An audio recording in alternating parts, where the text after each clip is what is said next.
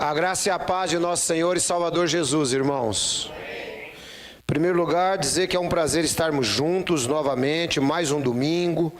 Lembrando que domingo é o primeiro dia da semana e lembrando que é o dia que nós tiramos para adorar a Deus.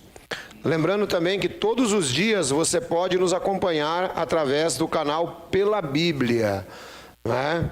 Todo dia você pode acompanhar, sempre tem um devocional todos os dias. E quero também agradecer aos irmãos que estão pela internet, que Deus abençoe cada um de vocês. E mesmo aí na sua casa você possa estar tirando proveito juntamente conosco, que você possa estar unido juntamente conosco aqui em Cristo Jesus. A palavra de Deus ainda continua sendo o nosso norte e nós precisamos acreditar nisso. Nós precisamos colocar a palavra de Deus à frente. É por isso que todos os dias o canal Pela Bíblia está à disposição. E eu digo aos irmãos que eu aprendo muito no canal Pela Bíblia todos os dias. Então não deixem de ver o devocional, é um devocional de 3, 4 minutos. Essa semana eu estava conversando com o irmão Belo, né, sobre esse devocional. E a gente estava comentando, eu fiz um devocional um pouco mais longo essa semana passada, e eu até reprisei esse devocional. De tão interessante que eu achei, eu reprisei ele 2 vezes, que é um devocional que fala sobre a visão de pontos de vista. Muitas vezes, né, nós temos um ponto de vista e o irmão tem um outro ponto de vista. Quem lembra desse devocional que eu falei, quem vê o 6 ou o 9? Quem lembra? Olha aí que legal. Às vezes, o irmão está olhando o 6 e a gente está olhando o 9 e a gente está discutindo com o irmão sem necessidade nenhuma, né? Então, talvez esse devocional ele trouxe a atenção a questão da empatia. Você tentar se colocar no lugar do outro. Quando você se coloca no lugar do outro, ao invés de ver 9, você passa a ver o 6. Aí você fala, opa, agora eu estou entendendo. Então foi um devocional muito interessante e eu penso que é mais ou menos assim que a gente tem que viver. Eu aprendi, irmãos, uma palavra uma vez, antes de eu começar a pregar, só para a gente poder ter referência. Nós vamos trabalhar 2 de Reis, capítulo 4, versículo 8 até o 38. E depois nós vamos trabalhar vários outros textos bíblicos que vão complementar esse texto, tá? Certo dia, Eliseu foi a Sunem, onde uma mulher rica insistiu que ele fosse... Eu vou ler o relato inteiro, aí fica mais fácil depois a gente explicar. Certo dia, Eliseu foi a Sunem, onde uma mulher rica insistiu que ele fosse tomar uma refeição em sua casa. Depois disso, sempre que passava por ali, ele parava para uma refeição. Em vista disso, ela disse ao marido: sei que este homem que sempre vem aqui é um santo homem de Deus. Vamos construir lá em cima um quartinho de tijolos e colocar nele uma cama, uma mesa, uma cadeira e uma lamparina para ele. Assim, sempre que nos visitar, ele poderá ocupá-lo. Um dia, quando Eliseu chegou, subiu ao seu quarto e deitou-se. Ele mandou seu servo Geazi chamar a sunamita. Ele a chamou e, quando ela veio, Eliseu mandou Geazi dizer-lhe: você teve todo este trabalho por nossa causa, o que podemos fazer por você? Quer que eu interceda por você ao rei ou ao comandante do exército? Ela respondeu: estou bem entre a minha própria gente. Vamos dar uma paradinha aqui e vamos fazer o quadro do que nós estamos entendendo. Eliseu, servo de Deus, sempre passando por ali, por aquela região de Sunem. E aquela sunamita, um dia Deus tocou no coração dela, irmãos. Quem crê que Deus toca no coração, irmão? Amém? Deus tocou no coração dela e falou assim, ó: ô Gabi, tá um pouquinho alto demais para mim, baixa um pouco mais, por gentileza. E aí, Deus tocou no coração dela e falou assim, ó: esse aí é um homem de Deus, pode mais. Mais um tiquinho. Isso, agora joga só para a lateral, para tirar isso daqui, ó. Joga um pouco para cá. E aí, a altura tá boa. Só joga para cá um pouquinho, por favor. Aliás, ao contrário, para lá. Para lá. Aí, mais um tiquinho. Aí tá ótimo, obrigado. Aí o que acontece? Aí vejam só, irmãos. Então vamos fazer esse quadro na nossa cabeça. O Eliseu passando ali sempre. E a mulher olha e fala assim, ó, esse aqui é um homem de Deus. Vamos fazer um quarto de tijolo para ele. E vamos colocar uma cama e uma lamparina.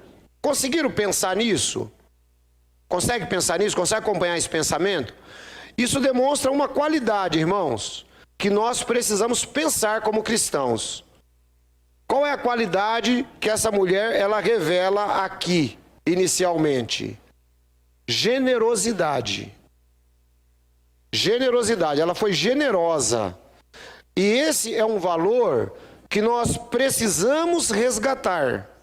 Porque hoje, as pessoas, ao contrário da generosidade, o que nós temos muito é ingratidão. É o contrário de generosidade. Então essa mulher, ela não foi ingrata, porque o Eliseu passava sempre lá, abençoava a vida dela. Então ela falou, não, vamos construir uma casinha para o Eliseu lá em cima. Construíram a casinha. Todo mundo está vendo a casinha do Eliseu lá em cima da casa da viúva? Amém? Todo mundo consegue enxergar isso? Então essa daí é a ideia. Vamos olhar então a casa do Eliseu. E aí o versículo continua. Ela respondeu, não, eu estou bem com a minha própria gente. Assim, ó, muito obrigado, mas está tudo tranquilo, eu não preciso de nada. Está tudo em ordem. Então Eliseu mandou chamá-la de novo. Geazi chamou-a, ela veio até a porta e ele disse, por volta desta época no ano que vem, você estará com um filho nos braços. Ela contestou, não, meu senhor, não iludas tua serva, ó homem de Deus. Irmãos, tem horas que nós ouvimos a palavra de Deus e a gente duvida da palavra de Deus. Eu não sei se já aconteceu com os irmãos, mas isso daqui também, irmão, não é vergonhoso, isso é normal. Por quê? Porque nós somos seres humanos.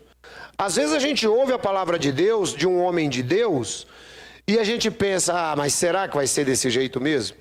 Será que isso que ele está falando vai ser assim? Então, olha só a situação dessa mulher. Não iludas a tua serva, do tipo, se a gente não teve filho até agora, não vai ser agora que a gente vai ter. Mas, irmão, qual que estava sendo toda a diferença? Qual era toda a diferença?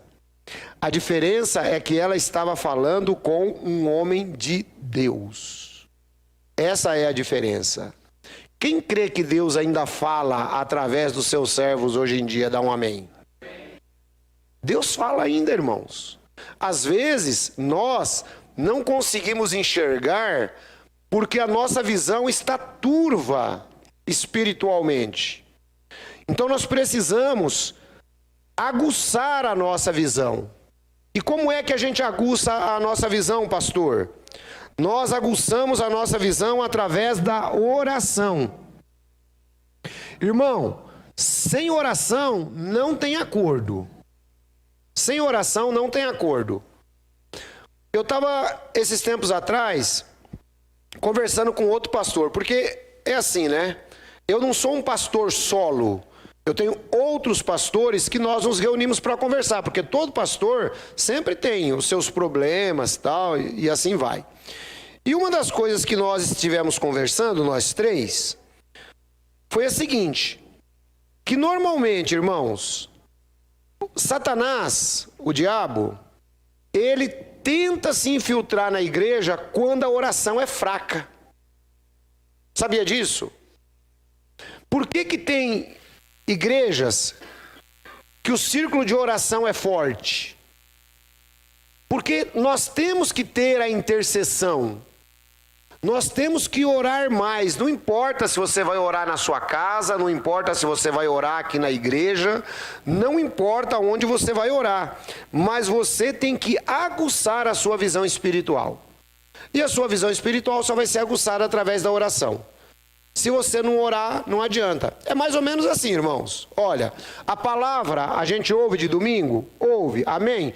Ouve o devocional todo dia? Ouve, amém, ótimo.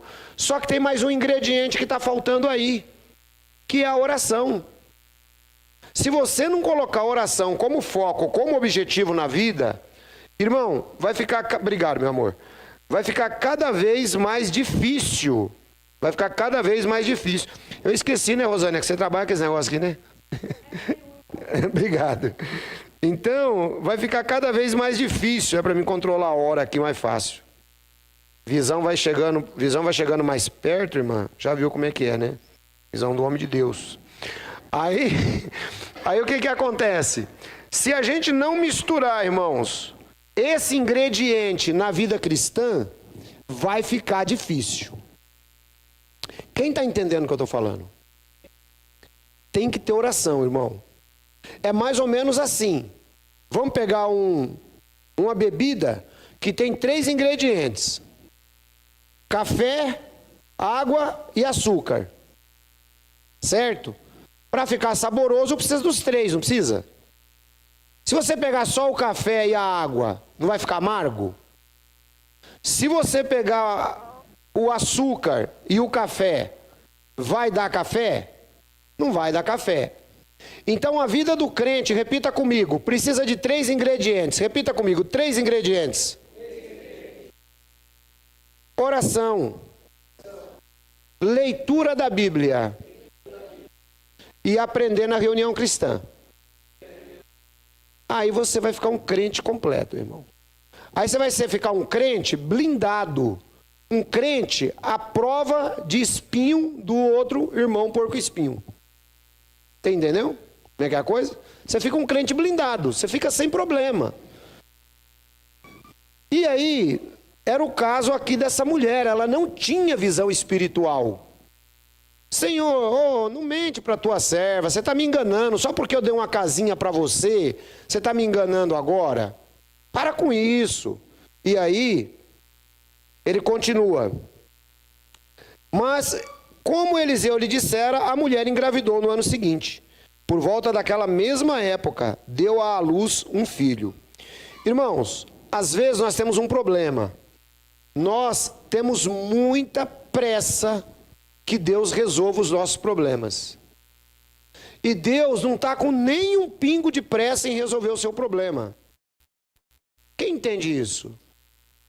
Porque o tempo de Deus, irmãos, não é o nosso tempo. O tempo de Deus é um e o nosso tempo é outro. Tanto é que isso, na Bíblia, é claro, o nosso tempo é o tempo Cronos, é o tempo do relógio. Né? Então, o nosso tempo não é o tempo de Deus. O tempo de Deus, quando se trata de tempo de Deus na Bíblia, a palavra grega é kairos. É um tempo diferente. Não é igual ao nosso. Então, nós estamos no Cronos. Deus está no kairos, e a gente quer que Deus age no cronos, e Deus não vai agir dentro do nosso tempo. Deus vai agir dentro do tempo dele. E uma outra coisa, irmãos, que nós precisamos entender, e mais para frente você vai compreender isso que eu vou falar com as aplicações práticas. Outra coisa que nós precisamos compreender é o seguinte, que muitas vezes, conforme nos diz o livro de Tiago, as provações, elas não são para nos maltratar. Elas não são para nos machucar. As provações são para nos refinar. São para nos refinar. Como é que se purifica o ouro? Como é que se purifica o ouro? É através do fogo. Como é que o crente é purificado? O crente é purificado também através das provações, irmãos. Crente que não passa provação fica crente mimado. É por isso que não ora, por isso que não vê pela Bíblia, por isso que fica bicudinho. É isso que funciona. Então, provação para crente é bênção. Repita comigo, provação é bênção. É onde eu aprendo que Deus está comigo. É onde eu falo assim, não, Deus está comigo nessa provação. Irmão, você só vai entender que Deus está com você quando você chegar no lugar que eu vou chamar agora de fundo do poço, simbolicamente falando, que é quando você chegar e você fala assim, acabaram-se todos os meus recursos. Não tenho mais recurso. Aí Deus fala, você não tem mais recurso não?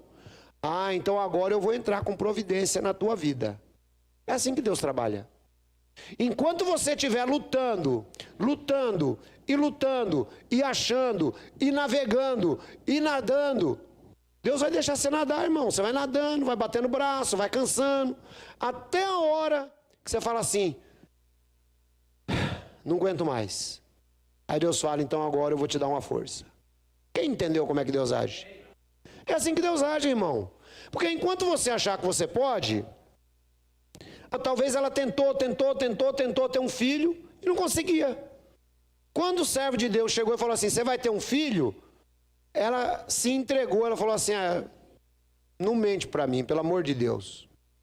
Não dá. Mas é o homem de Deus que está falando, né?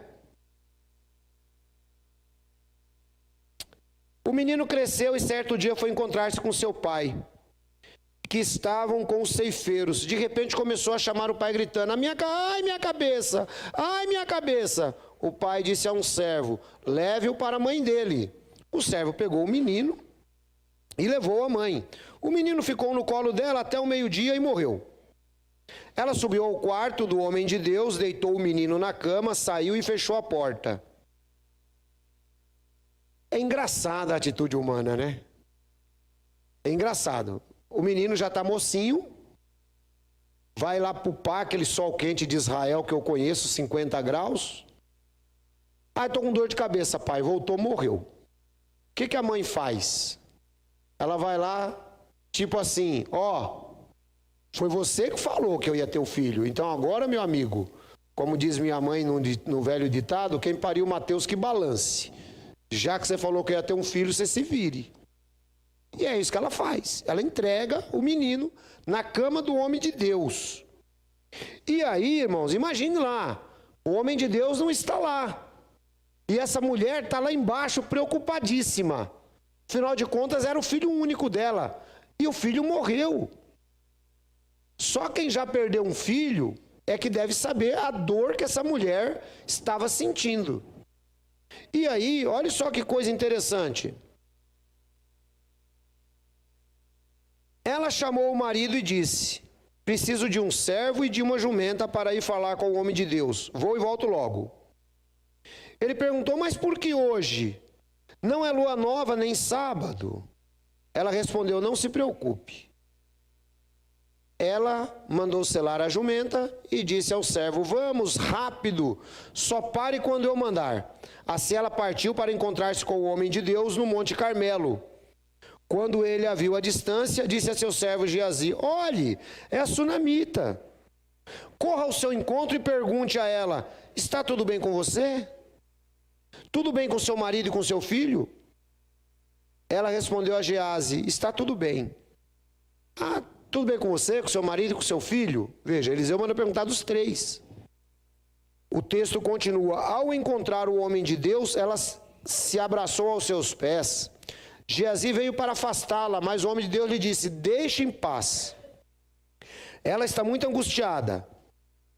Mas o Senhor nada me revelou, escondeu de mim a razão da sua angústia.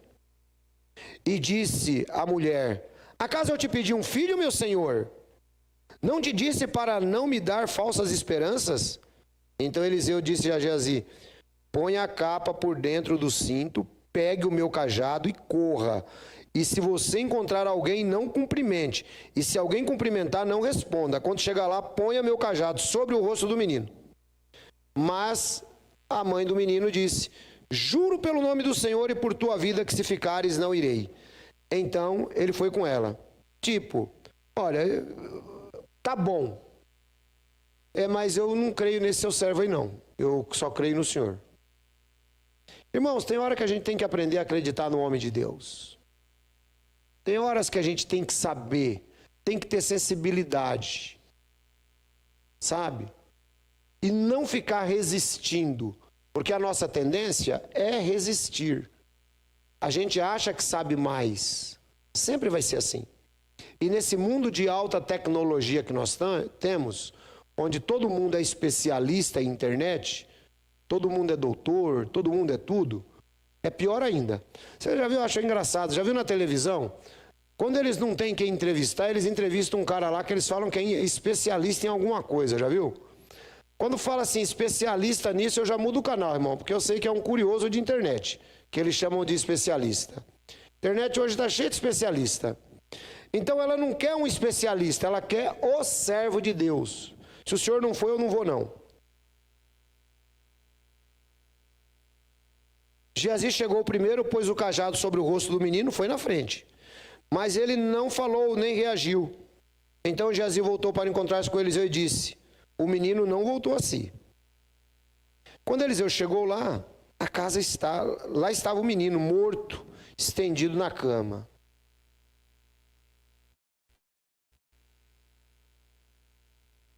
Ele fechou a porta e fez o quê? Está no texto. Orou ao Senhor.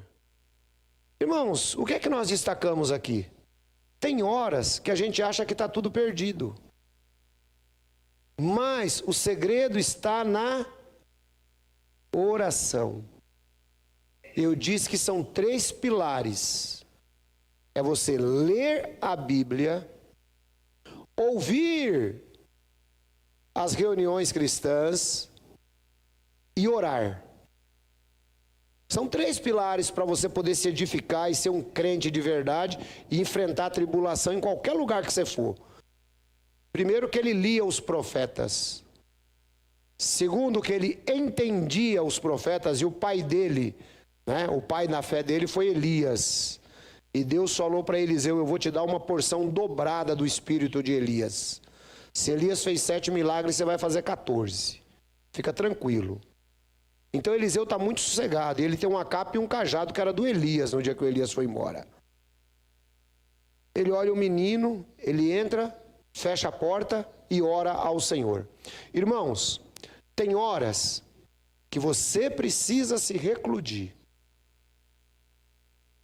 Tem horas que você tem que sair da multidão. Tem horas que é você e Deus. Só. E é nessa hora que Deus age. Quem sabia disso? É nessa hora que Deus age, irmão. Ah, irmão, vamos orar todo mundo junto agora. Não, irmão, tem hora que é você que tem que orar. Deus quer falar com você. Só. Entra no teu quarto. Respira. Ensinei essa semana como tirar a ansiedade. Não sei se alguém viu pela Bíblia, acho que foi de ontem. Como retirar a ansiedade.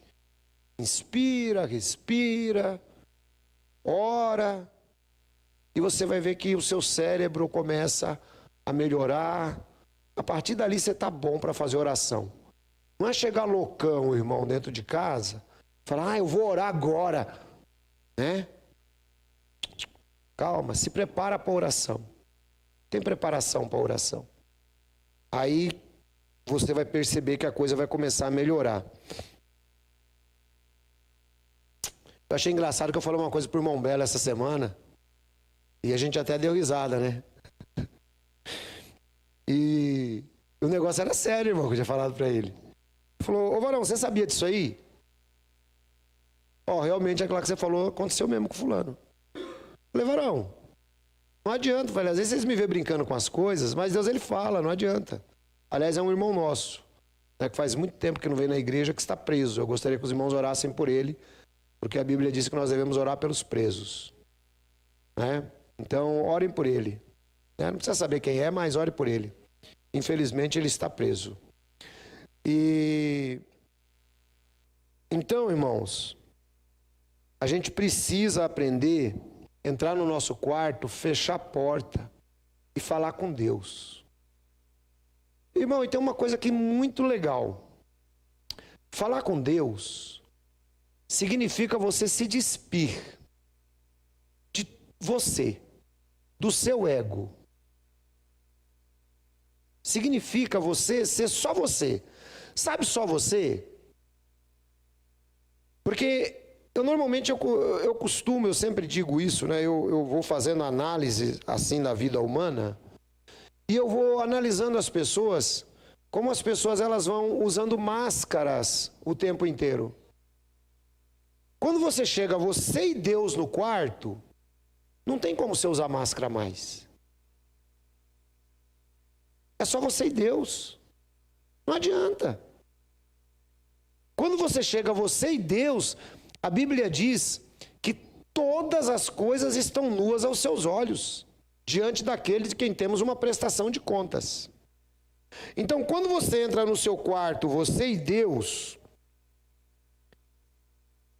é que o milagre acontece, se você for humilde.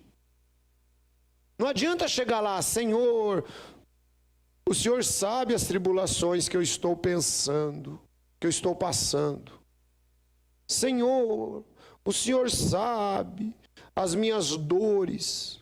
O Senhor sabe que eu não tive culpa, Senhor. O Senhor sabe que tudo que eu tenho feito. Não, irmão, essa aí não é a palavra de Deus, não. Deus olha para você e fala assim, coitado. Sabe qual é a palavra que você tem que falar com Deus? Quando você entra no seu quarto? Primeiro, a minha alma estava longe dos caminhos de Deus. Eu era cego e desprezível pecador, mas Jesus já transformou minhas trevas em luz, quando estendeu as suas mãos para mim. Quando estendeu as suas mãos para mim, eu era pobre e perdido, sem Deus e sem Jesus. Quando estendeu as suas mãos para mim. Essa é a palavra que você tem que falar com Deus quando você entrar no quarto. Cego, perdido, sem Deus, sem Jesus, diante de problemas, caído, quebrado. Esse sou eu, Senhor. E eu preciso da tua ajuda. Aí Deus fala, esse aqui é o servo que eu quero. É esse que eu quero como meu servo. Não é igual aquele fariseu que subiu em cima lá do templo. Eu sou bom, hein, Senhor? Não adultero, dou dízimo, faço isso, faço aquilo, O outro olha e fala, Senhor, tem misericórdia de mim, eu sou um pecador. Eu não tenho nenhuma dessas vantagens que esse cara tem, mas eu sou apenas um pecador. Esse é o crente que Deus quer, irmão. Esse é o coração que Deus quer. E é exatamente o coração do profeta. Embora cheio de Deus, cheio de milagres, ele entra e não confia só porque eu sou o profeta. Ele entra, ora, ajoelha e aí Deus dá direção para ele. Olha só. Depois deitou-se sobre o menino, boca a boca, olhos com olhos, mãos com mãos, enquanto se debruçava sobre ele. O corpo do menino ia se aquecendo, porque aquele menino já estava gelado, tinha morrido. O corpo do menino foi se aquecendo. Eliseu levantou-se e começou a andar pelo quarto. Depois subiu na cama, debruçou-se sobre ele mais uma vez. O menino espirrou 7 vezes e abriu os olhos. E Eliseu chamou Geazi e mandou chamar a sunamita. E ele obedeceu. Enquanto ela chegou, Eliseu disse, pegue seu filho. Ela entrou, prostrou-se aos seus pés, curvando-se até o chão, e então pegou o seu filho. Irmãos, vejam só que história inspiradora. Inspiradora por quê, ancião? Porque, irmão, em primeiro lugar, nós precisamos acreditar. Precisamos acreditar em algumas coisas, porque senão nós não conseguimos traçar a estrada da vida. Eu vou pedir na irmã colocar uns textos aí para mim, por gentileza, para a gente ir vendo agora como tirar o exemplo dessa sunamita na nossa vida. Quais são 4 coisas que essa sunamita fez? Primeiro, ela confiou. Ela confiou em Deus através de seu profeta. Segundo, ela se entregou nas mãos de Deus através do seu profeta. Terceiro, ela aceitou o que aconteceu na vida dela. E quarto, ela foi grata a Deus pelo que Deus fez na vida dela. Pensar. Então você pega, por exemplo, algumas das qualidades que a sunamita demonstrou e que servem de exemplo para nós. Isaías, capítulo 26, versículo 4. Olhem só o que está escrito em Isaías 26, 4. Confiem para sempre no Senhor, pois somente o Senhor é a rocha eterna. Então, irmãos, a nossa confiança em Deus, ela tem que ser a confiança. Eu ilustrei esses dias em um dos Pelas Bíblias, para quem não viu, eu ilustrei. Imagine que você está fugindo de um ladrão e tem uma grande pedra. E ele está atirando, você se esconde atrás da pedra, o tiro pega em você? Não pega, porque tem uma rocha na sua frente. Então, irmão, quando o problema aparecer, olha para Deus como a rocha. Não importa qual que é o problema. Tá difícil? Tá. Deus é a rocha eterna. Então confiem para sempre nele. Salmo 9:10, irmão, por favor. Confie para sempre no Senhor. Irmão, quando a situação ficar difícil, quando você vê que é hora de ajoelhar, é hora de você falar: o Senhor é a rocha. Ele vai me proteger dessa situação. E acontece, hein, irmão? Salmo 9:10. Os que conhecem o teu nome, confiam em ti, pois tu, Senhor, jamais abandonas os que o buscam. Irmão, se você colocar sua fé em Deus, esse nosso Deus, ele é tão grande, que ele vai olhar para você, e ele vai olhar para você igualzinho olhou para aquela mulher de Sunem. Ele vai olhar para você igualzinho ele olhou para o profeta Eliseu. E ele jamais vai te abandonar. Você pode até passar momentos difíceis, que eu falei que momentos difíceis servem para testar e provar a nossa fé. Mas você não vai ficar abandonado. Porque no final das contas, Deus, ele não te abandona. Tem crente que não tem paciência. Tem crente, irmão, que ele começa a passar provação, tal, não sei o quê. Aí ele não vai mais para a igreja, ele não lê mais a Bíblia, ele não ora, ele não faz mais nada. Por que ele não faz mais nada? Ele não faz mais nada porque ele acha que Deus abandonou ele. Quantos crentes já me mandaram mensagem: pastor, eu acho que Deus me abandonou. Eu falo: calma, irmão, ainda não. Fique em paz. Fique em paz. Ele não abandona quem teme a ele. Mas você percebe, irmão, que existem condicionais? Ele não abandona os que confiam nele e os que temem a ele. É por isso que você não pode ser um crente meia boca. Porque se você for um crente meia boca e ficar falando com Deus, não estou entendendo esse cidadão. Quando a vida dele está tudo bem, está tudo legal, nem de mim ele se lembra. Agora que ele está com um problema, eu me tornei Deus para ele de novo. Então não, irmão. Confiar, 1 de Pedro 5,7, irmão, que foi alvo de texto ontem, se eu não me engano, do Pela Bíblia. A gente tem que aprender a confiar no Senhor. Lancem sobre Ele toda a sua ansiedade, porque Ele tem cuidado de vocês. Irmão, olha, não é fácil. Não é fácil. Você imagine o caso dessa viúva. Imagine o caso dela. Filho morto. Correu atrás do servo do profeta. O servo do profeta não estava com aquela fé que a gente gostaria de ter. O profeta chegou e fez loucura. Tem hora que o homem de Deus faz loucura, sabia, irmão? Sabia disso? Eu não sei quem crê. Tem hora que o servo de Deus fala loucura para você. Deitou em cima do menino, boca a boca, olho a olho, mão a mão. E aí, se você estivesse lá olhando isso, o que você falava? Deu 2 voltas no quarto, fez de novo. O menino espirrou, o espírito voltou.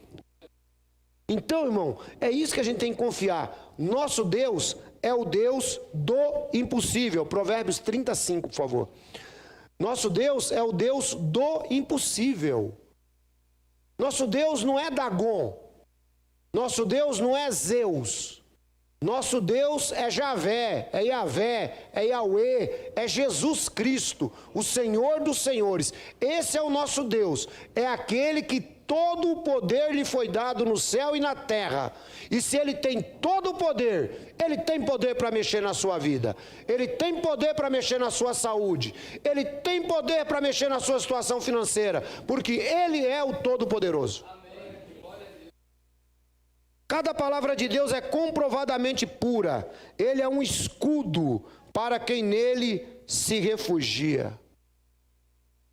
Um escudo, ele serve para nos proteger.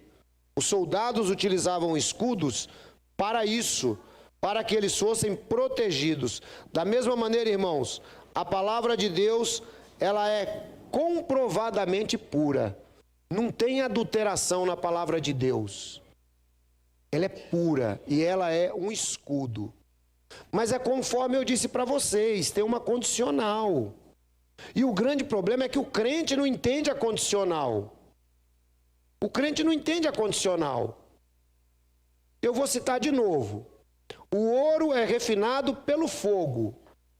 Então, durante aquele momento que o ouro, ele está ali, irmão, no cadinho, sabe o que acontece? Vai subindo aquilo que a gente chama de escória.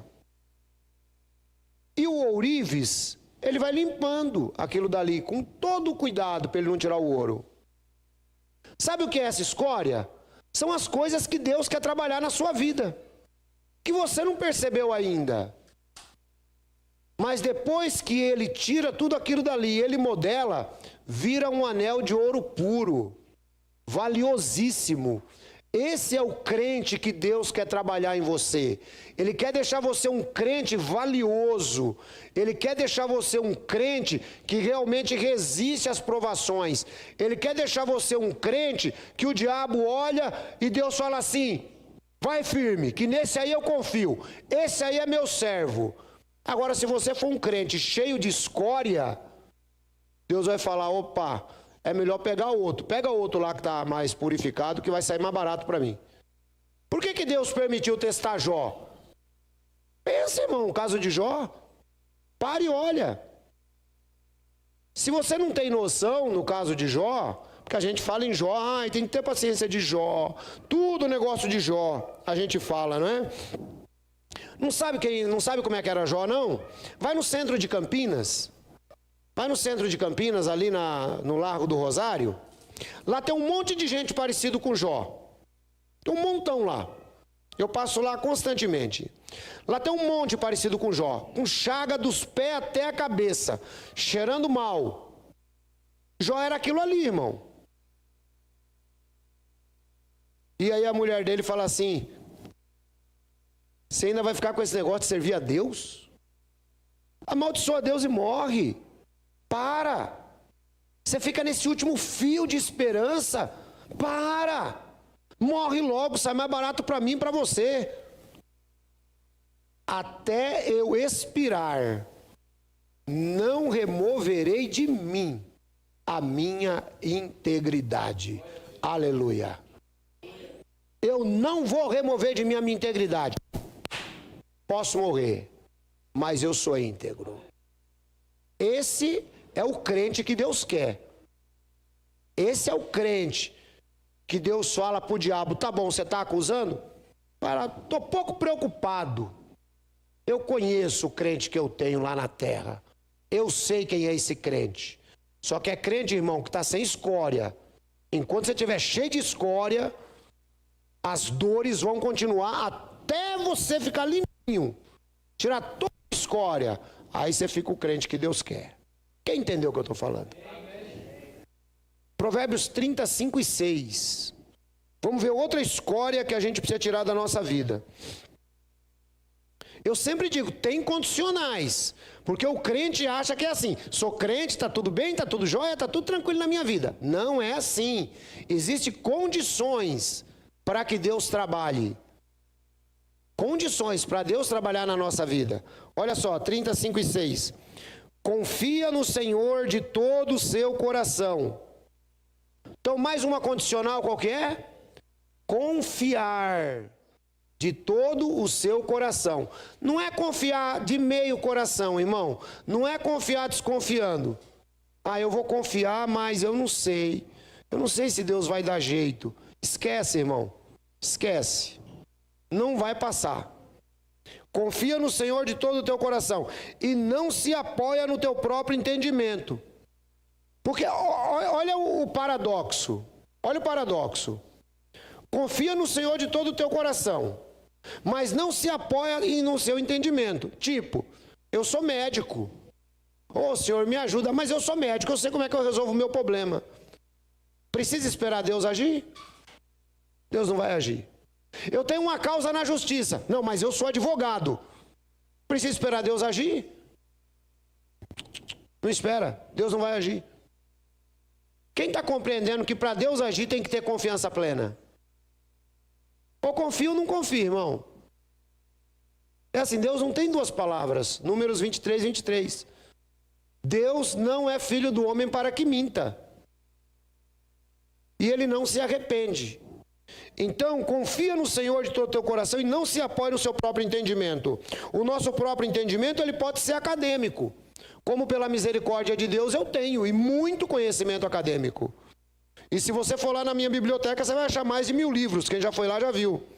Agora, você acha que eu estou preocupado com todos aqueles escritores ali para tratar de espiritualidade de vocês? Para tratar de espiritualidade de vocês, existe uma palavra chamada Bíblia, que é a palavra de Deus, e existe a oração, que é a oração da fé, para que o indisposto fique bom, e se ele tiver cometido pecado, Deus o perdoará. Então confia no Senhor todo o teu coração, esquece teu entendimento. Esquece que você é médico, esquece que você é um advogado. Eu vou lembrar aqui um ex-poeta já falecido, né? E ele tinha uma música que ele dizia que nós usamos apenas 10% da nossa cabeça animal e ainda achamos que somos um padre, um doutor ou um policial e estamos contribuindo para o nosso belo quadro social. Isso esse camarada falava na década de 80. E olha o quadro social que nós temos, o lixo de quadro social que nós temos, com cada vez mais acadêmicos se formando. Não estou desprezando a academia, até porque eu sou acadêmico. Mas olhe que não é a solução. A solução está em Deus. Não adianta se basear no seu próprio entendimento. Não adianta. Reconheça o Senhor em todos os seus caminhos. Todos os seus caminhos, irmão.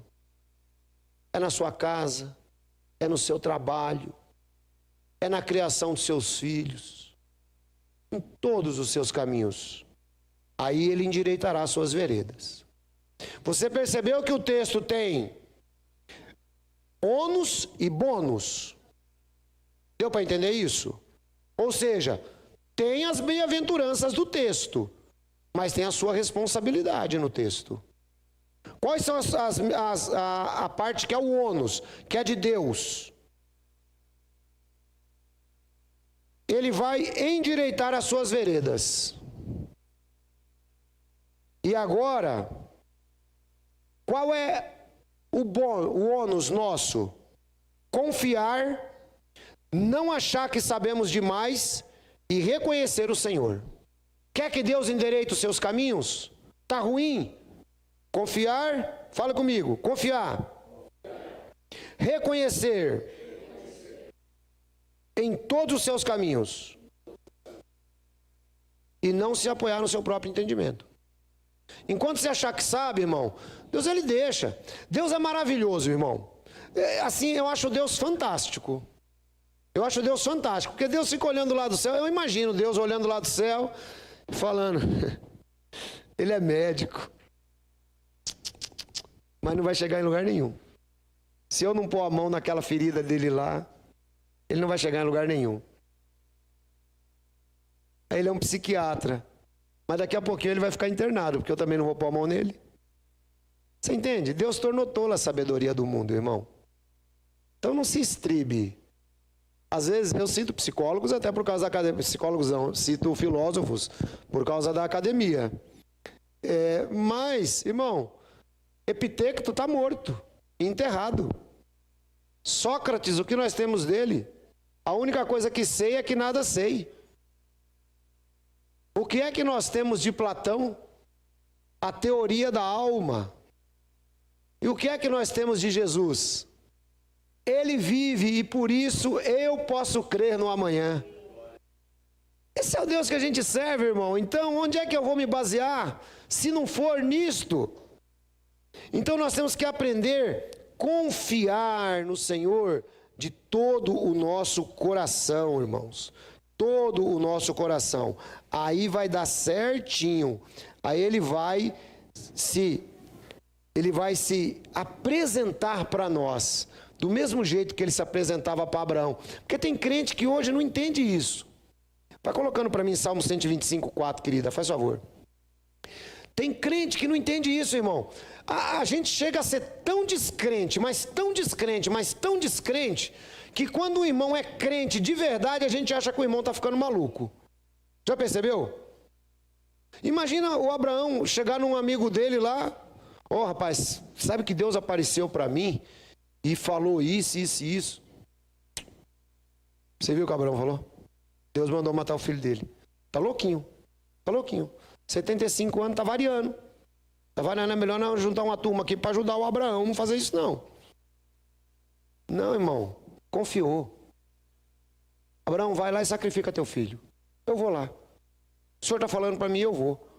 E nós estamos falando de um tempo onde a maioria das pessoas eram idólatras. E ele falava com Deus que ele não via.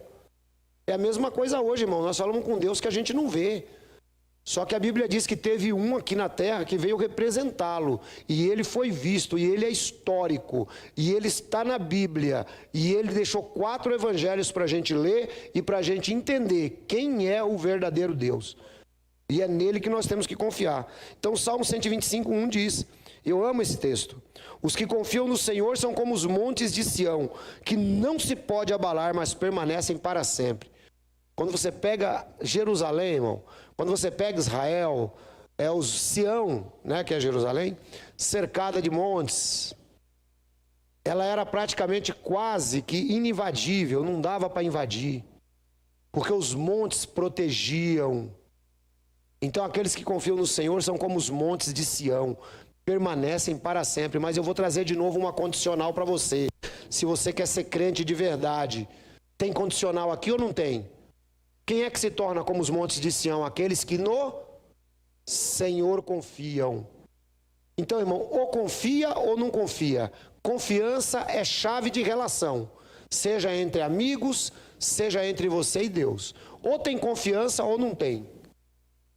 Confiança é chave de relação. E se você quebrou a confiança com alguém ou algum amigo, peça desculpas. Tenha humildade, peça desculpas.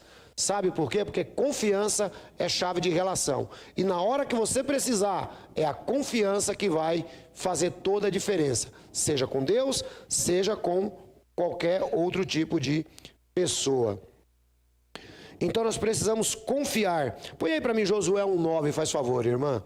E olha só, Moisés morreu, né? E aí, Josué está lá sentado, está triste, está cabisbaixo. E aí Deus fala assim para ele, Deus começa falando com Josué no 3. E Deus é paciente demais, irmão. Deus é amoroso. Deus começa falando com Josué e é Deus que está falando. Isso que eu acho melhor, que é Deus quem está falando. Porque a gente como ser humano, a gente perde a paciência mais rápido. Mas Deus não. Deus, ele começa falando com Josué lá no versículo 3. Josué, ser corajoso, ser forte. Mas é que o Moisés morreu, o senhor sabe como é que é, ele era tão bonzinho. Josué, ser corajoso, ser forte. Eu sei, mas é que o Josué morreu, tal. Chega no versículo 8. Dá uma olhada qual é o remédio que Deus dá para Josué. Põe o 8 primeiro, querida. Dá uma olhada no remédio que Deus dá para Josué, irmão. Ó. Não deixe de mencionar as palavras desse livro da lei e de meditar nelas de dia e de noite, para que você cumpra fielmente tudo que nele está escrito. Desse modo você fará prosperar os seus caminhos e será bem sucedido. Quem quer prosperar, dá um amém. Amém. Que livro que deve ler? A Bíblia, irmão, é a palavra. A prosperidade está na palavra. É aí que está, e você vai prosperar na tua saúde, você vai prosperar na tua vida financeira, você vai prosperar na tua vida familiar, você vai prosperar em todos os campos da tua vida. Foi o que Deus falou para Josué, ou não vale mais para nós isso aqui? E aí vamos para o 9. E aí ele diz: não fui eu que te ordenei a você, seja corajoso e forte. Levanta essa cabeça, Josué. Eu estou acabando de falar para você, pega a Bíblia e vai ler, meu filho. Tira umas 24 horas, vai ler Bíblia, vai orar. Depois, levanta a cabeça, não se apavore, não se desanime, pois o Senhor, seu Deus, estará com você por onde você andar. Você quer garantia melhor do que essa, irmão? Esse é o Deus que a gente serve. Mudou. Pelo menos Hebreus 13 diz: eu sou o mesmo, ontem, hoje e para sempre. Então nós precisamos ter essa confiança. Quando a casa começar a cair, não adianta pegar o telefone e ligar para mim: pastor, a casa caiu. Não. Qual é o caminho quando a casa cai, irmão? É quarto, é joelho no chão, que crente parou de orar de joelho, crente quer ficar orando só em pé, deitado, né? Crente quer ficar orando no banheiro. Não estou dizendo que o cara não pode orar, o cara pode orar em qualquer lugar. Mas oração séria com Deus é joelho no chão. É joelho no chão e é se despindo do seu ego e é pedindo a Deus misericórdia pela tua vida, porque não é porque você não comete os pecados que outras pessoas cometem que você deixou de ser pecador. Você é pecador, a mesma coisa. E Deus quer falar com quem sabe que é pecador. Deus não quer falar com o justo. Eu não vim para quem está são, eu vim para quem precisa de remédio. Esse é o Deus que a gente serve. Então seja corajoso, Josué, seja forte, seja corajoso, não fique com medo, não se amedronte, é isso que a gente precisa ter, irmãos, confiança. A dificuldade vai chegar, a prova vai vir, vai vir a prova, mas se nós estivermos firmes no Senhor, nós podemos ter certeza que nós vamos começar a passar pela prova de modo muito mais tranquilo. É que nem o ouro, tem que chegar numa temperatura para poder subir a escória. Às vezes, irmão, você está só no meio, a escória nem subiu ainda e você já quer que a prova acabe. É que nem o irmão que está preso lá, varão, agora. Vai ficar preso lá. Irmão, é a prova dele. Nós vamos orar para quê? Para Deus soltar ele? Não. Nós vamos orar para Deus dar força para ele. Porque enquanto não subir toda a escória e Deus não purifica ele, e ele vir aqui falar com o homem de Deus, ele vai ficar do mesmo jeito. Quem crê nisso? É desse jeito que funciona a coisa, varão. Não adianta correr dessa história aí. Sabe? Vamos para 1 Tessalonicenses 5,18, irmão, porque diante disso só nos resta entender para glorificar. Nós temos que aprender a glorificar a Deus mesmo diante das situações difíceis. Elas podem ser difíceis, mas a gente tem que aprender a glorificar. Está escrito: deem graças ao Senhor quando tudo estiver bom. É isso que está escrito no texto? O que é que está escrito? Tem que dar graça ao Senhor quando? Todas as circunstâncias, irmãos. Estou de cama, graças a Deus. Obrigado, Senhor, porque eu creio na tua cura. Perdi todo o dinheiro, graças a Deus. Eu creio que o Senhor vai me fazer prosperar de novo. Quem crê? Esse é o Deus que a gente trata, irmão. Ele está ensinando para a gente como é que trata com ele. Por que Israel teve problema durante 350 anos no tempo dos juízes? Qual foi o problema de Israel? Falta de confiança em Deus. Em quem que eles confiavam?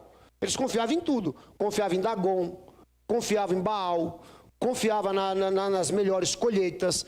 Eles confiavam em tudo, menos em Jeová. Então, é o seguinte: Deem graças em todas as circunstâncias. Eu não sei qual é a circunstância que o irmão está passando, o irmão que está aí pela internet. Eu não sei qual é a circunstância, irmão. Mas é da graça. Eu não sei se vocês estão compreendendo que existe sempre uma condicional na ação de Deus. Porque quando a gente fala que a gente vive no tempo da graça, alguns irmãos acham que a gente está vivendo de graça, com a boca aberta, né? E está dando tudo certo, e Deus está só metendo uma varinha de condão lá, e está tudo certo. Não, irmão. Opa, tem caminho, tem obediência, tem oração, tem leitura de Bíblia, tem tudo isso. Põe no Salmo 92, 1 e 2, por favor, querida. Tem tudo isso. Então a gente precisa aprender, resgatar esses valores que a religião está perdendo. Porque a religião está pregando o quê? Que você vai ficar rico. A religião está pregando o quê? Que você vai ter cada vez mais prosperidade. A religião está pregando o quê? Que você vai ter helicóptero, você vai ter 2 casas no Alphaville, você vai ter um iate, você vai ter uma Dodge Ram. Né? Se bem que uma Dodge Ram faz bem, né, varão? Mas é isso que a religião está pregando. Agora, o que é que nós temos que pregar como valores do reino? É a confiança em Deus. O que nós temos que pregar é que nós temos um Deus que não nos desampara. O que nós temos que pregar é que nós entramos em casa, meu marido está lá, está caindo bêbado, mas eu estou olhando para ele e falo, Deus vai resgatar ele dessa bebida. Ele está doente, Deus vai resgatar ele dessa doença. Esse é o Deus que a gente trabalha, irmão. Pelo menos é o que eu trabalho. E é o que eu quero que vocês trabalhem com ele. Porque eu sempre tenho dito para vocês uma palavra aqui, vou voltar a dizer. Se a água subir ou descer para mim, pouca diferença vai fazer. Porque eu tenho um Deus que em todas as circunstâncias eu dou graças a ele. E a gente precisa aprender a fazer isso. Olha aqui. Pois esta é a vontade de Deus para vocês em Cristo Jesus. A vontade de Deus é que você seja grato. Irmãos, eu não consigo conceber um crente que acorda e não consegue agradecer a Deus de ter acordado. Não consigo conceber isso aí. Eu não consigo imaginar que exista. Eu não consigo imaginar que exista. Salmo 92, 1 e 2. Como é bom render graças ao Senhor e cantar louvores ao teu nome, ó Altíssimo, anunciar de manhã o teu amor leal e de noite a tua fidelidade. Irmão, a vida do salmista era essa. E você vê, né? Salmista tinha 1 milhão de coisas para se preocupar. Porque, às vezes, a gente entra com as histórias que a gente não tem tempo. Existe essa questão do não tenho tempo, não tem? Eu não tenho tempo. Ô pastor, eu não vi a Bíblia hoje porque eu não tenho tempo. Irmão, o salmista era rei. Imagina, ele tinha que cuidar da vida política, da vida militar, da própria vida dele, dos erros dele, que não eram poucos. E ele diz assim, como é bom render graças ao Senhor. Sabe por quê, irmão? Quanto mais você agradece, mais Deus te retribui. Quanto mais você agradece, mais Deus te retribui. Esse é que é o grande problema. O nosso grande problema é que a gente só sabe pedir. Pedir, pedir, pedir. Ai, Senhor, faz isso na minha vida. Ai, Senhor, faz isso na vida da minha família. Irmão, começa a orar certo. Já ensinei vocês como ora. É o contrário. Senhor, obrigado pela família que eu tenho. Senhor, muito obrigado pelo emprego que eu tenho. Senhor, muito obrigado. Irmão, é agradecer primeiro, é agradecer antes de receber. Quem está entendendo o que eu estou pregando? Amém. É agradecer antes de receber. Não fique esperando receber para agradecer depois, não. Porque isso daí é crente interesseiro. Agradece a Deus com fé. Senhor, obrigado pela cura, Senhor. Senhor, obrigado por esse carro novo que o Senhor me deu. Senhor, obrigado pela saúde. De manhã você acorda falando assim, irmão. Obrigado pelo meu emprego. Tem crente que já levanta maldizendo o emprego. Ai, de novo. Mais uma semana que começa. Terei que enfrentar. Logo, logo dará quarta, depois dará quinta e sexta. Estarei de folga no sábado. Né? Aí quando ele chega... Tá dando risada, né, povinho?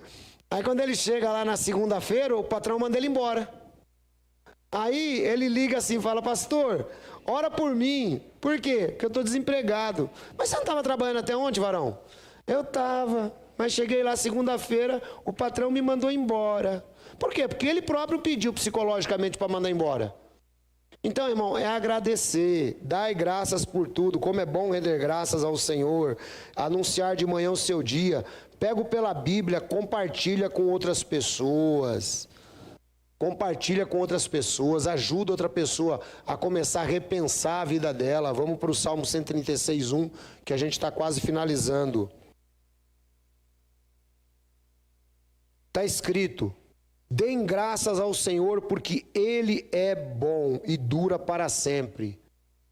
Vamos voltar, irmãos, lá para a Sunamita. Você imaginou como essa mulher, ela foi lá, abraçou os pés do Eliseu, de gratidão, porque ela não tinha a visão espiritual que nós temos. Hoje, para a gente se render aos pés de Cristo, a gente às vezes tem uma dificuldade violenta, não é? Tem que se render aos pés de Cristo, irmão. Dá graças ao Senhor, Ele é bom. Ele é bom e o seu amor dura para sempre. Com Ele você não vai ter decepção. Você pode ficar tranquilo, irmãos. Você pode ficar chateado, você pode ficar meio triste. Na hora a gente fica meio triste mesmo. Pode acontecer tudo. Mas, irmão, dá graças. Dá graças. Graças a Deus. Graças a Deus. Funciona assim. Aí você vai ver que a coisa vai começando a melhorar. Colossenses 3,17. Graças a Deus, irmãos, porque hoje é domingo, primeiro dia da semana. Dia de domingo a gente tem que acordar glorificando. Graças a Deus, hoje eu ouvi uma palavra maravilhosa, seja pela internet, seja aqui presente. Graças a Deus, quantas pessoas, irmãos, não tem isso? Eu fico analisando, o mundo parece um formigueiro. As pessoas para lá e para cá, você já viu? A formiga trabalha só em prol da comida, né? A formiga não faz outra coisa a não trabalhar em prol da comida. O negócio dela é só correr atrás da comida. E o povo do mundo é só correndo atrás de dinheiro. Dinheiro para lá, dinheiro para cá, dinheiro para lá, dinheiro para cá. Não é? Mas não para agradecer. Sabe? Quando você começar a olhar diferente, começar a agradecer o que Deus já fez na sua vida, você vai ver que a coisa muda. Mas muda sim, da água para o vinho. Olha aí, tudo o que fizerem, parte do que vocês fizerem ou tudo? Tudo. Seja em palavra, seja em ação, façam-no em nome do Senhor Jesus, dando por meio dele graças a Deus Pai. Não importa, irmão, o que você vai fazer. Tudo. Não é parcial. Eu não sei se eu estou conseguindo transmitir essa ideia para vocês. Não é parcial. É tudo o que vocês fizerem. Salmo 50, 23. Tudo o que vocês fizerem, irmão, não importa. São João da Cruz, que é um místico da Idade Média, ele falava sobre a noite escura da alma. É aquela noite, irmão, que o padre Marcelo chama de noites traiçoeiras. Que você chega a outra semana, mas aquela noite não acaba. Quem já passou por noite assim? Levanta a mão. Né? É aquela noite que não acaba, irmão. Você olha no relógio, quando o sono está gostoso, que você olha no relógio, é hora de acordar. Mas quando dá essas noites traiçoeiras, você olha no relógio, passou 5 minutos. Você volta a dormir de novo. Olha de novo, 5 minutos. A noite não acaba e dá vontade de levantar. E você fica desesperado. E você não está errado. Mas sabe o que você faz? Levanta e vai orar, irmão. Porque dormir você não vai mais. Pode esquecer. Dormir você não vai mais. Vai orar. Vai colocar nos pés da cruz de Cristo o seu problema. Aí você vai perceber que a coisa vai melhorar. Aquela noite vai ficar menos escura. Aquela noite vai ficar menos traiçoeira. Faça tudo em nome do Senhor Jesus, dando graças. Salmo 50, 23 está escrito: quem me oferece sua gratidão como sacrifício, honra-me. Olha como Deus gosta de gente grato, irmão. Quem me oferece sua gratidão como sacrifício? Por quê? Porque o mundo hoje é ingrato. O mundo hoje é ingrato, irmão. Tem gente que acha que você faz as coisas na vida deles por obrigação. E se tratando de ser humano para ser humano, imagine com Deus. Você levanta, você dá o lugar para o cidadão sentar. Ele acha que é sua obrigação dar. Que é. Mas custa agradecer? Ele não agradece. Irmãos, a gente tem que aprender. Olha, Deus fala que a gratidão, ela pode ser oferecida como sacrifício. Então não esqueça de ser grato. Acorda agradecendo. Você quer um conselho? Não precisa ficar pedindo nada para Deus. Não precisa pedir nada. Sabe o que é nada? Repete comigo, nada. Só agradece. Aquilo que você quer, agradece. Senhor, obrigado por esse emprego que o Senhor está trazendo para mim. O emprego vai chegar. Quem crê? Agradece, irmão. Para de pedir, Senhor, me dá um emprego melhor, Senhor. Ai, Senhor, esse emprego está tão ruim, Senhor. Aí Deus fala, tá. Ainda não saiu toda a escória que você precisa para trabalhar no emprego bom. Porque você vai chegar no emprego bom e vai fazer a mesma lambança que você está fazendo nesse daí. Então você vai ficar nesse daí até você ficar depurado. Quem entendeu? É assim que Deus trabalha, irmão. Não adianta, Deus tira você daquele ruim e põe num bom. Chega lá, você começa a fazer lambança. Por quê? Porque não está depurado. Então tem que ser depurado. É assim que funciona a coisa. Quem me oferece sua gratidão como sacrifício me honra. E eu mostrarei a salvação. Para quem? Para quem anda nos meus caminhos. Então eu quero mostrar para vocês nessa pregação de hoje, irmãos, que nós estamos vivendo no tempo da graça, mas nós temos responsabilidade como cristãos. Nós temos a nossa livre agência, nosso campo de ação, onde nós devemos agir com responsabilidade dentro dele. Porque se você não age com responsabilidade, não espere Deus trabalhar do jeito que você precisa. Porque Deus vai deixar a vida tocar com você até você ficar depurado, até você ficar uma joia preciosa. Tem um texto que o pessoal interpreta de um jeito e eu interpreto de outro. A Bíblia diz que Jesus vem como ladrão de noite. Aí o pessoal fala, tá vendo? É porque ele vai chegar de surpresa. Eu tenho uma outra interpretação para esse texto. Sabe qual que é? Se o ladrão entrar na sua casa e se deparar lá com um monte de tranqueira, ele leva? Leva? E se ele achar um anel de ouro lá em cima da estante, ele leva? Jesus vem buscar. Jesus vem como ladrão buscar coisas preciosas. E são crentes como vocês que têm dado ouvido à palavra de Deus. Deus abençoe vocês e vocês aí pela internet.